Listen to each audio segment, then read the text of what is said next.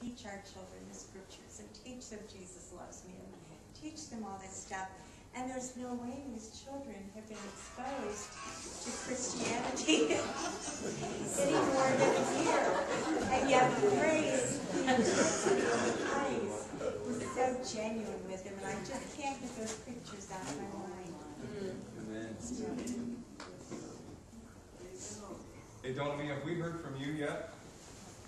You know, Donami was elected this afternoon to represent the Caribbean on the general...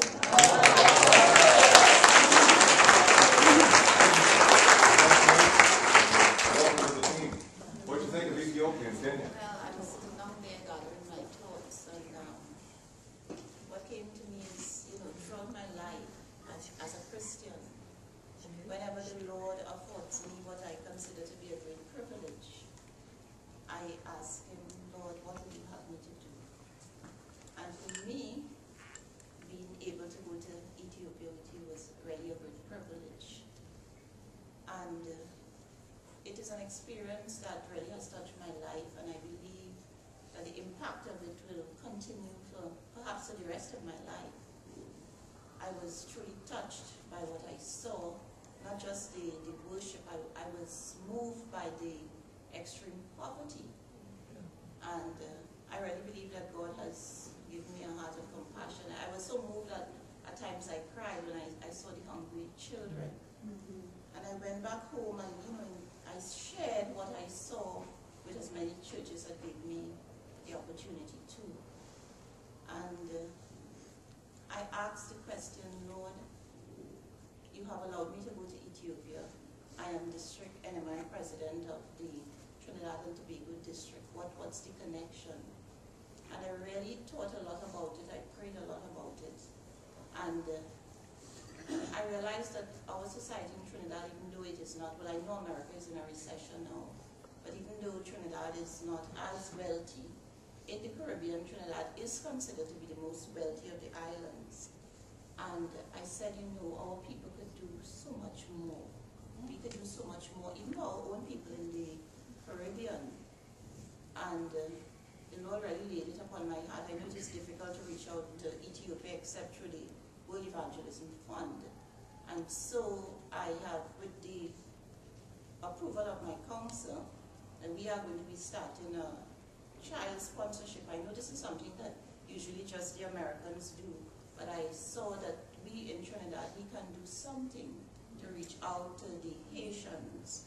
And I have already made contact with Sister Luthi, who is our coordinator, and we are going to be launching this program in September. I'm just trusting God that the people are going to embrace it. And I know it's 25 years per month, but I believe that we could find at least 20 people, 20 Nazarenes. That's what I'm hoping for.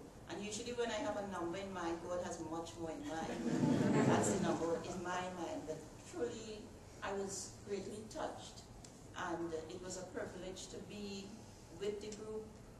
I know I have a very good friend here, my traveling companion, Donna, and Crystal and her mom, and Donna is not here. And it was really a time of bonding, and I truly appreciated all of you. I appreciate Reverend Howie. Reverend Howie is now our links missionary in our district. I was just tremendously thrilled for that, and we have already been able to book him to come to Trinidad, and I knew that God's willing, God is going to use him to really make a tremendous impact on our people and to shake them up, for them to realize that we have a lot. We have a lot that we can give. We may not be the richest in the world, but we have a lot.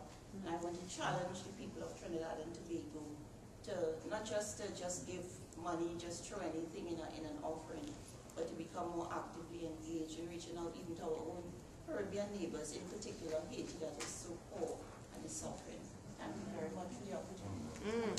I do think I was going to say something, only because I mean, there's a part of me is just totally overwhelmed, and that was the experience in Ethiopia itself. I have to say I was actually scared before I went with the last emails about the snakes and all the rest. Less bothered about going to the toilet in the bush. That actually wasn't so much important.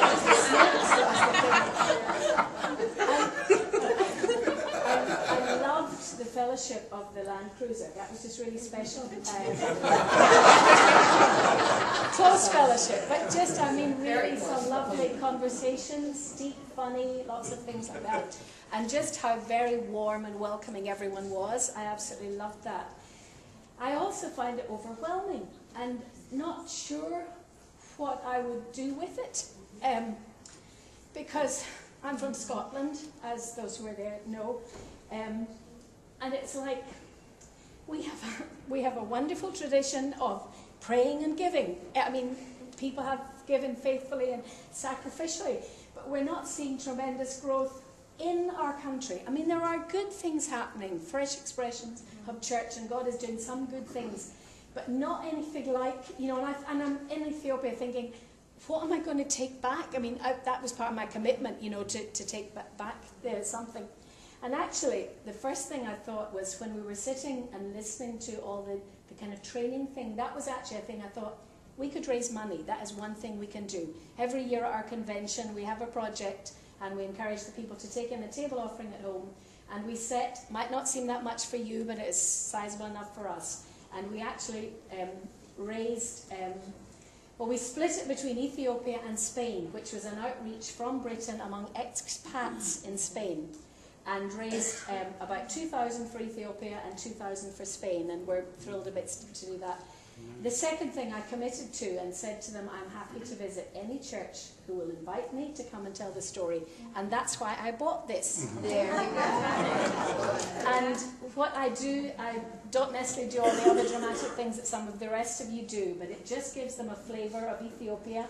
I shared, first of all, because it was just pictures I had, I shared first of all the DVD that Harry had about talking, you know, about going, share about God's provision for me to go and how I answered prayer for that, and then talk about, you know, show the pictures of the trip. And so, well, while the DVD's running, I go off and change into this, so come out like all dressed like this and tell them about the Ethiopian flag and so on, and say that there should be a star in the middle of the flag. I have a flag as well, and our pastor said, but you're the star in the middle. So, which is lovely and makes people laugh exactly what they did. That's great. Just a nice touch. But also share some of the, you know, like they laugh about the restroom thing. You know, I read some of those bits out. And I also often start by saying, what have you thanked God for today? And of course you get the food and family and lots of good things. And I said, how many of you thank God for water today? And most of them in Scotland don't particularly. And how many of you thanked him for flushing toilets today? And I quote an Ethiopian missionary, a man from Britain who was out in Ethiopia, not a Nazarene, but a lovely man who was there, and he talked about going to a village in Ethiopia, and he said, I'm from London, so they couldn't conceive of a city, so he said, the village, what are the women in the village of London like? And how far do they have to go each day for water? And he says, they don't. There's this thing on the wall, they just turn, and the water comes out. And they went, oh, the women in the village of London must be so happy. And you think, no, they're not. They're moaning about all sorts of stuff. But just even that little insight to just help them understand. Then, of course, tell them about the joy and the church growth and the bit, again, that impacted Eunice about the buildings. You know, we don't need buildings, and that's a challenge for us too. We're trying in Erskine to reach out into 2 neighbouring communities in church planting, and which I'm reluctant after it's a challenge for all of that. But just like it doesn't have to be church with buildings. Yes, you meet somewhere, but homes and all of that. So just as much as I'm able to, I've encouraged our people. I have visited all our small churches. The weekend before I came, I was in a church where they averaged 10. Now, they have some kids, which is lovely, and they try and work with those that they have, but there's some faithful folk who have given and prayed for years. And so I say to them, because you have given and prayed, you can rejoice in what God is doing there and feel you are part of it. And so I've used the Ethiopian trip in that sense, and so just in whatever way I can. And anyway, having brought the outfit, I thought I had to just come let you see it. Thank you all so